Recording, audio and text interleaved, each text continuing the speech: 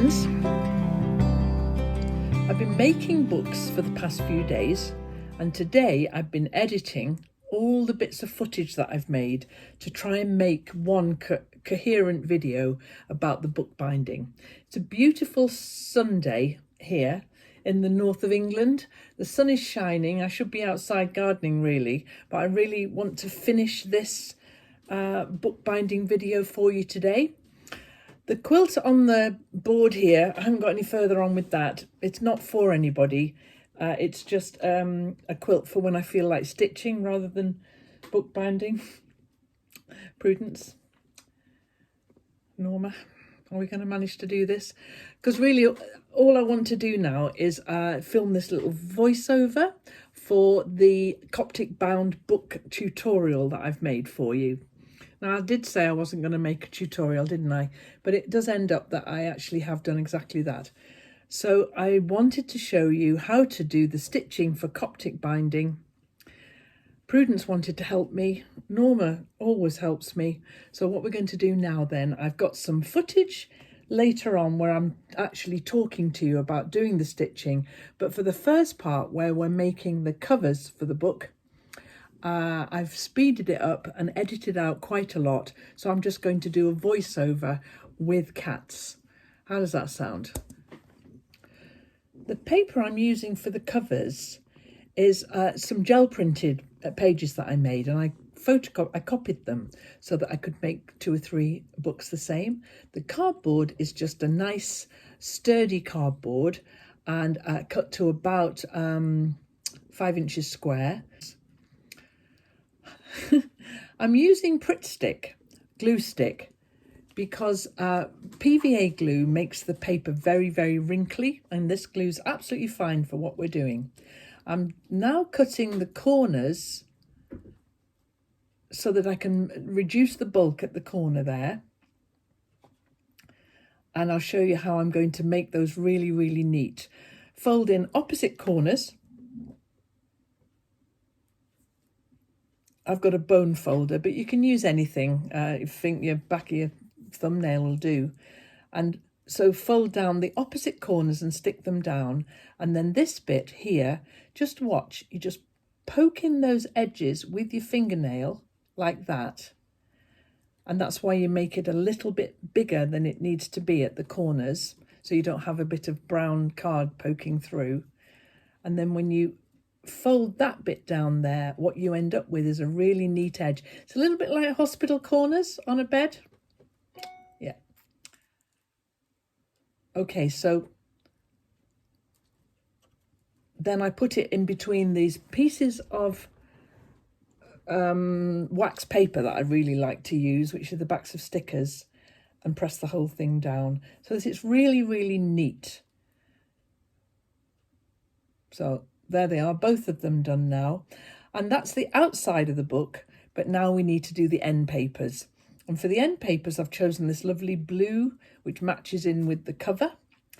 And I'm marking just a little bit smaller than the book block so that you can see a little bit of that blue edge around.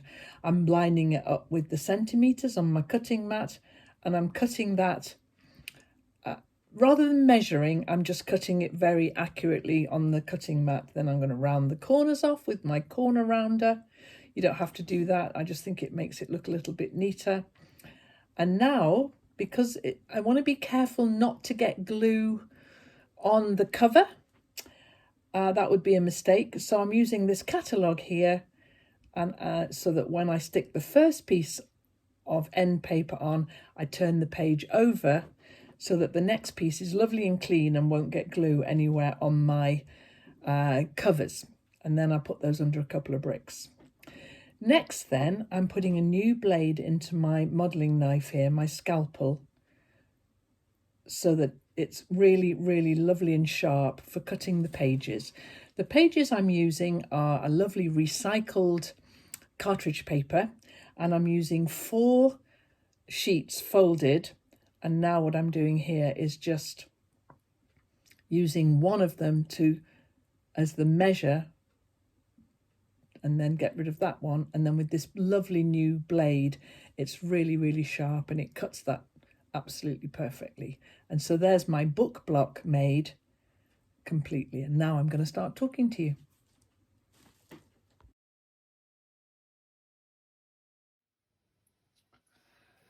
So here are all the bits and pieces that I need in order to bind this book. Okay, so the first thing we need to do is to decide where the holes are going to go along the spine. Okay, so get rid of the cover for now because I want the holes in the book block. So we need a piece of paper that is the same size as the book block. And this is just a tiny bit bigger. But this is going to be the guide now for doing all the holes in this book. And I'm going to fold that in half, long ways, like that. And then I'm going to fold it in half. Now, if you want to measure, you must measure so that you get it really nice and accurate. For me, I'm quite happy with this being a little bit sort of hit and miss. Okay, that's better. So I'm going to do 2 centimetres there and 2 centimetres there, and then 2 centimetres here and 2 centimetres here. Now, yeah, that's about equidistant and gives me 5 holes. And then the important thing, I'm going to write top on there, so that when I do the next stage, everything's, if this is slightly out, then it'll be out on all of them in the same way. Okay, so what we're going to do next then is make the holes.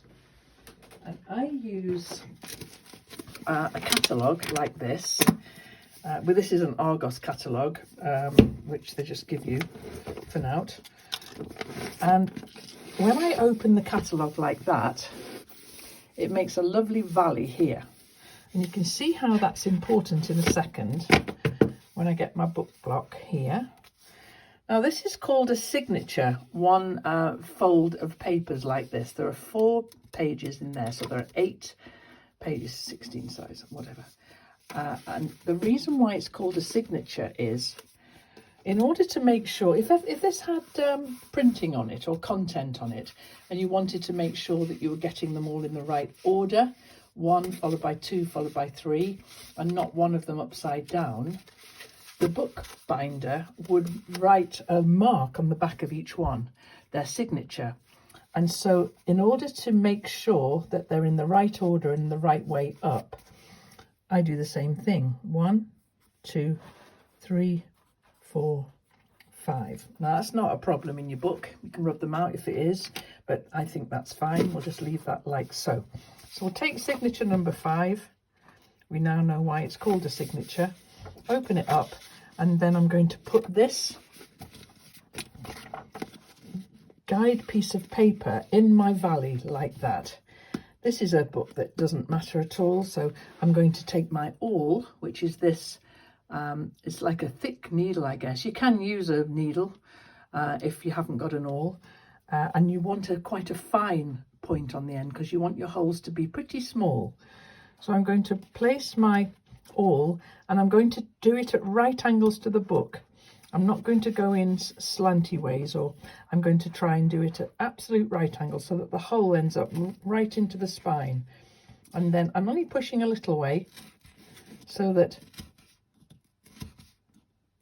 when I pick that out of there, you can see that the holes are in there, but you can see that the holes are neatly in there. Now, this is why it's important to say that this is the top, so that the next one, my number's at the bottom there, this goes into the top.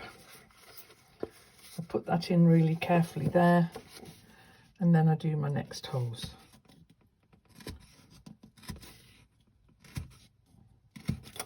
Okay. 5. Whoopsie daisy.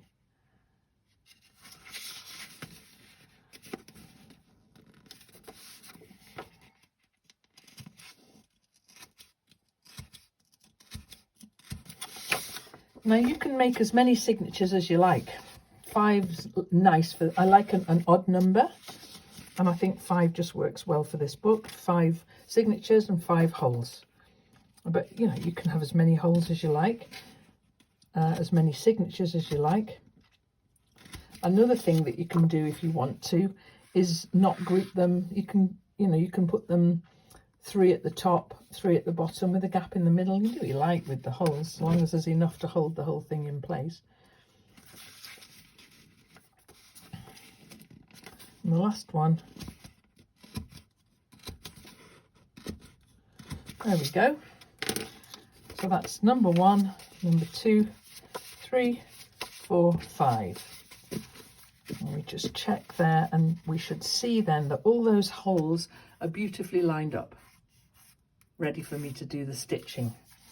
But we also need to have holes on the cover. Now I do a lot of this, just checking that I've got the cover the right way up, because occasionally that's the wrong orientation. So I just need to make sure that my cover is right. Do a lot of this. That's the front cover, that looks lovely, and the back cover also lovely. Okay, so now my front and back cover, and I'm going to punch these at the together. Okay, now I'm going to use the same. Just a minute, I've just turned that upside down, haven't I? That's the spine edge there. Yes, it is. So this then is the same holes that I used for the pages, and you can see, can't you, because the pages are ever so slightly smaller at the top and the bottom, but that's okay if I just eyeball it there so that it's the same top and bottom. That'll be fine. And also I'm eyeballing this.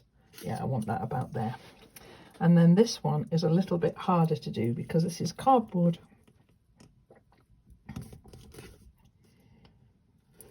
But it is still the best tool to use and all, rather than a hole punch, because I want the holes to be quite small so that they hug the thread that I'm going to use and they don't wobble about too much. Okay, so that one's fine.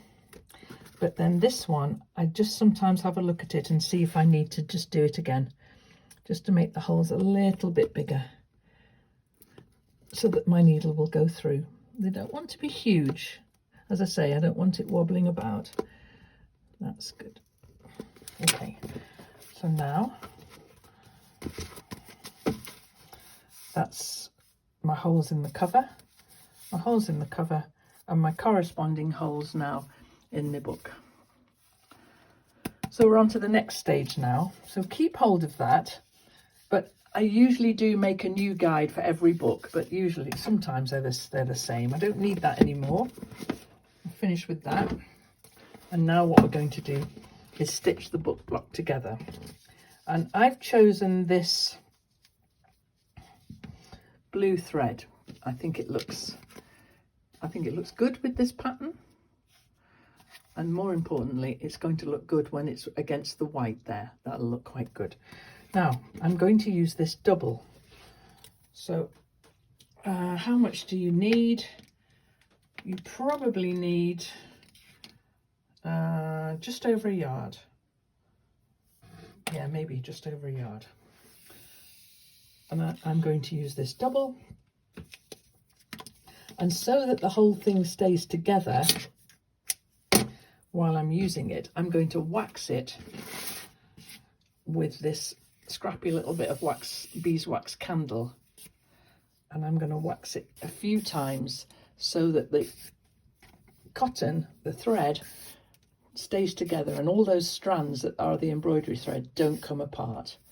So I've done 3-4 good passes on the, this might be too short, but if it is, I can show you how what we do when we have to join the thread. Now, the needle I'm using is, how can I show you that? Let's do it against here. There we go. So the needle I'm using is it's a small embroidery needle, but the important thing is it's got a blunt tip. That's the best sort to use. And because this is double, it can be a little bit tricky to thread, but it's also waxed, and so that makes it a bit easier. Now, so that's the front of my book there, and I'm actually going to start at the back. So this is where I hope that we're going to manage to show you what I'm doing here. So I'm going to take the back cover and the signature number. Oh, where's my numbers? Hang on, my book box upside down. There we go. That's how I made it, so we might as well keep it that way. So I'm going to take the cover then, the back cover, and signature number 5. Okay. Now,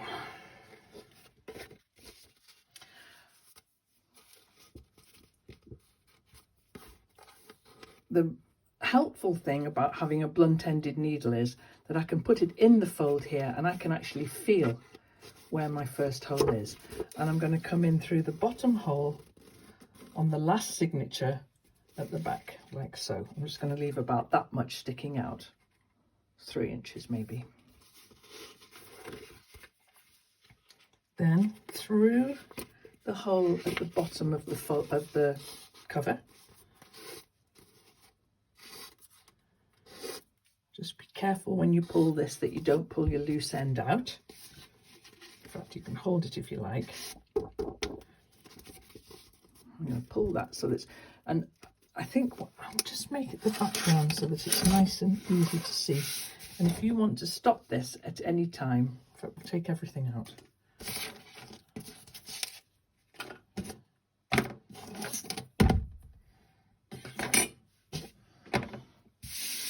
There now. Oops, daisy. Okay, oops. So there's about 3 inches here. I've gone over the first part of the first hole on the cover, and my thread's now here, and I'm going to put my thread back inside the hole. So we're going to go back through the same hole here. So when you're pulling this tight, you want to give it a good tension, but not pull it so tight that it firstly tears the pages, or secondly makes the book spring and bounce open, which is sometimes can happen. So I'm going to tie this off inside here really tightly with a double knot. And then snip that end off there. I've left 1/2 inch there. Okay then, so that's my first bit done. Next then, I'm going to come through the second hole to the outside, and this whole section now is about attaching the back cover to the last signature. I'm going to go through here.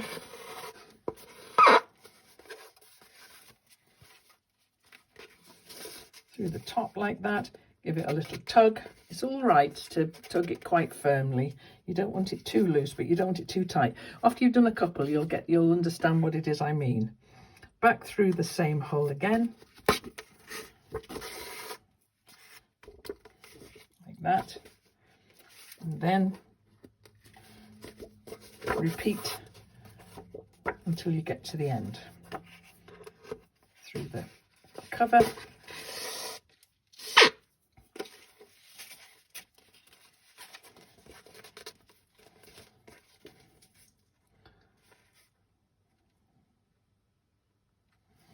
Through into the centre,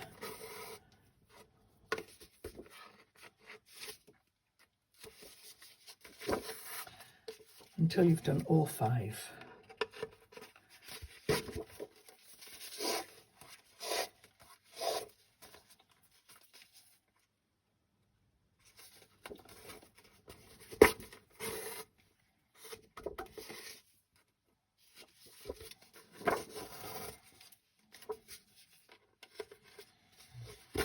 Now when you get to the last hole in the cover and pull it through, you don't go back into the centre, because now we need to attach the next signature, and this was number 5, so we need number 4, which is here, and we need to attach the next signature, and so we need to have the thread on the outside of the book, so you can't go back on the inside here. When we finish this book, you'll see that these middle 3 stations here have got a really nice kind of chain stitch look, and these end 2 have got more of a loopy chain stitch, and that's because they're a little bit different each time you do the 2 ends, because you can't go back into the center. You'll see what I mean in a minute. Now, the next thing we need now, we need to hold the new signature open to the fold, and then the one that we've just, signature number 5, let's call it, we need to hold it like that, so that you're holding that signature closed, this signature open, and forget about the cover now. That can just lie flapping there. We don't need to worry about that now, because the next thing we're going to do is attach this signature to that one. Okay, and then you get into a rhythm of doing this with as many signatures as you've got. So we're going to go down this hole here, the first station,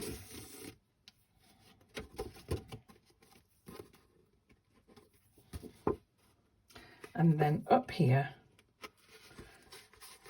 and this is where the stitch itself, it's got a name, I can't remember what it is, kettle stitch, something like that, I can't remember.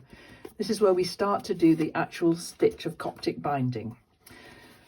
Okay, so I'm holding that signature closed and this signature open. I'm going to choose a side now, and I'm going to do them the same every single time. So I'm going to take my needle down between that space there, between the cover and the signature,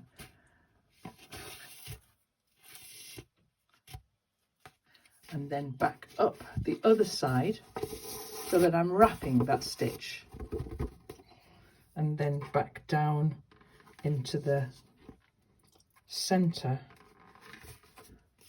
of the second signature. Give that a nice tug, not too tight, not too loose, out of the next hole. Now, because I'm holding this closed, you can see that I can go down the right hand side. You can go down the left, but whichever you do, always do the same. I'm going down the right hand side of the gap there, and then watch the little bit of cleverness you can do. You can just poke the needle back up, the eye of the needle back up on the other side of the stitch, so that you can do that wrapping stitch. Then back down into the middle again. Watching always, this sort of thing happens all the time. Just watch that you don't catch that. Up again for the next one. And then this one, we'll do that one more time. You go through here, get hold of it on the other side, and then poke it up in the gap.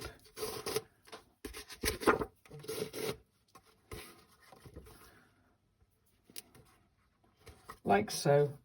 Back down this hole again into this part here. Up the last hole. And this is where it differs, because we need to wrap the stitch again. So we're going to wrap that down there like so. And because this is the end one, it just comes around the end like so. But I'm not going to go back down there because I need my thread on the outside, so that when I get my next signature, which is number 3, and put that against this here, I need to now start attaching this signature to signature number 4. And so how I do that is I hold signature number 4 closed, signature number 3 open to the fold, and these lot just flap at the back. Forget about them. You don't need to worry about them just yet. Now, we're going to do the same wrapping stitches again. We went that way and now we're coming back this way. And the first and the last stitches will be a little different because of the way that we need the thread outside at the beginning and end of each row. So thread down into the middle of this signature, give it a nice little tug, not too hard, not too loose. Up the next one, and then we're going to wrap this stitch, and you've got it now, haven't you? I go down there, up there, and that's my stitch wrapped. Just knock the little filming box there, back down into the middle. Make sure that's nice and neat. Up here, down the right hand side, up the left hand side, down into the middle of the signature here. This gets to be quite a rhythm when you get going with this. Up here, down the left, down the right, up the left, down again into this part here, up here,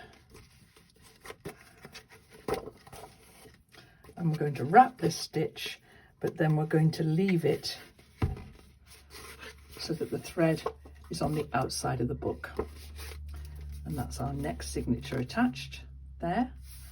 And that one was signature number 3. Let's see where that is, 3. So now I need number 2, which is going to go here. And the same again. So this time I'm going to hold the last signature we dealt with closed and this signature open.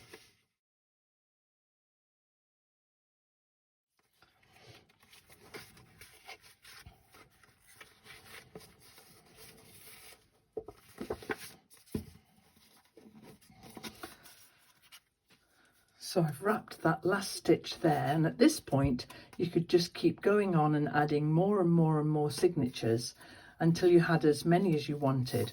For me, I like 5. That's where we're going to stop now. And now we're going to do the tricky part of putting the back cover on. Okay. So putting on the cover is a little bit harder because we haven't got a fold here for me to run the thread along in between each stitch. So I have to use this first signature to run my thread along so that I get it to where I want it to be. Watch this. We go through the first hole. Now I've made these holes small, as I say. I won't say that again. So we go through the first hole and pull that nice and snug.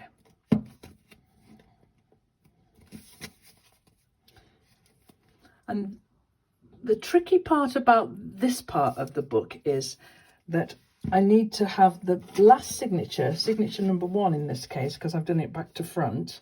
That's how I like to do them. I need to hold it closed for one procedure and open for the other. So it's just a little tiny bit trickier. So to start with, I'm going to wrap the stitch like we've done with all the others. So I'm going to wrap the thread round there, and then I need to have the signature open so that I can put the needle, and this is a little bit hard because there's quite a lot of thread concentrated around that area, but I need to put the needle through that hole into the center of the fold again. Now this is where, because I like my holes to be quite tight, sometimes you might need a little help from a pair of artery forceps. If you haven't got artery forceps, a small pair of pliers will do.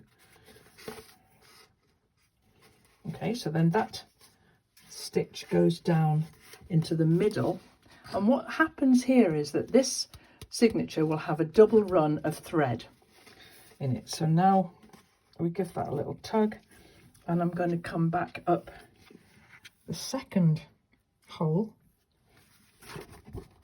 here. It's a little bit harder, as I say, because that hole's been used a couple of times before. And so now we go through the spine again, the cover again, and give that a little tug. And now we need to hold this closed. It's just a little tiny bit trickier, but by the time you get to here, you've done all that other stitching, so you've got the hang of it. So now we're going to wrap the stitch again through there, just to keep the pattern straight. Then open the fold there, so that we can go back through the spine of the first signature.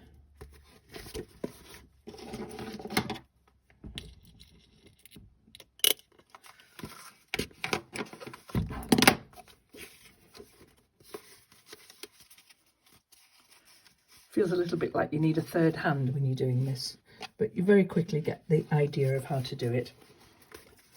Through here, and then a real common mistake is to wrap that stitch and go back down again and forget to go over the cover. So always check that you've gone over the cover, especially if your cotton's a very similar colour. Okay, so now we need that section closed again, because we're going to wrap it in the right and out the left, which is the way I'm doing it. Doesn't matter, but be consistent. Open it up again so that we can get into the, oopsie daisy, got my thread tangled there. Back down the spine into the centre, along to the next station. Just got enough thread, that's good.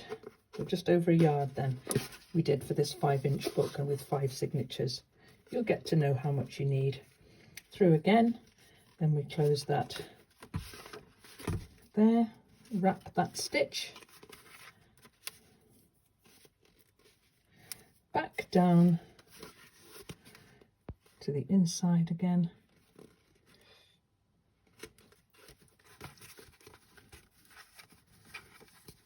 up the last one. Ooh, exactly the right amount of thread round the cover,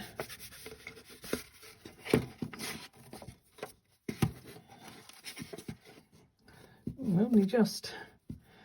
Then we're going to wrap that last stitch from right to left, then down into the book again. That's the book completed. But now, if Norma will let me, I'm just going to go under the last stitch like so and do a half hitch. 1, 2, snip that off a 1/2 inch, and then the book will bounce. What I mean by bouncing is that the stitches will be a little tight, but that's better than them being too loose and having your book going all over the place. There's our book now. It opens nice and flat. But what I'd now like to do with it, I get some of this paper that is backs of stickers. All the stickers that I use, I keep all the sort of waxy paper, and then I use a couple of bulldog clips, and I just put a couple of bulldog clips on there and leave that for a few hours. And the other thing that you can do is, the other thing that I've got over in the corner of the table there, you can put it under a couple of bricks. Well, there it is. Having said I wasn't going to offer it as a tutorial, there it is as a tutorial. it looks fiddly and it looks complicated, but of all the book forms that I make, it's the neatest, I think, the nicest looking result. And when you get the hang of it, you know, look at that video again if you really want to do it, and just keep stopping it so that you can catch up. And yeah, so I'm just gonna offer that as a Coptic bound book making tutorial. What do you think, Norma? It's going to spend some time under the bricks before it gets listed in the shop. Whew, guys, that's taken me days to do. I hope you enjoyed it. I hope you make some books. And I see you next time.